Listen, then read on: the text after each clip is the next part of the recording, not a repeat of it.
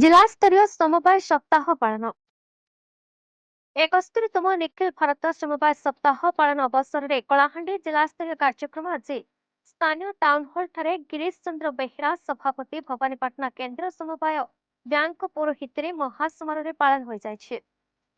उक्त कार्यक्रम में सम्मानित अतिथि भाव मान्यवर विधायक धर्मगढ़ सुधीर रंजन पट्टचुसी, मान्यवर विधायक जूनागढ़ कैप्टेन दिव्यशंकर मिश्र, अध्यक्ष जिला परिषद कलाहांडी पुष्पेन्द्र सिंहदेव, अतिरिक्त जिलापाल कलाहांडी तन्मय कुमार दरवान योगदान करी समवाय सप्ताह पालन तात्पर्य उपर आलोकपात करथिले।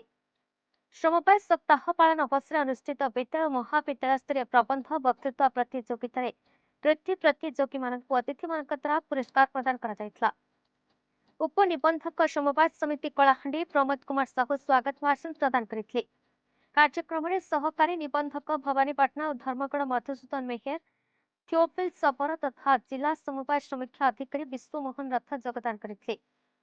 उक्त कार्यक्रम में केंद्रीय समवाय बैंक उपसभापति निर्देशक वृंद तथा पीएससीएस और लैंप्स सभापति निर्देशक गण उपस्थित थे।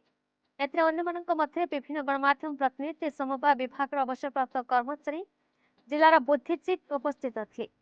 समवाय विभाग अवसरप्राप्त कर्मचारी रूपकेशरी दलाई मंच परिचालना करथिला बेले मुख्य कार्यनिर्वाही अधिकारी केंद्र समवाय बैंक भवानीपाटना बनलता धल धन्यवाद अर्पण करथिले। कार्यक्रम में समवाय विभाग, समवाय बैंक और नियंत्रित बाजार कमिटी भवानीपाटना और केसिंगा, जूनागढ़ और मुखीगुड़ा कर्मचारी मैंने सहयोग करथिले। कलाहांडी डंबरधर भयंकर रिपोर्ट, बीई न्यूज ओडिशा।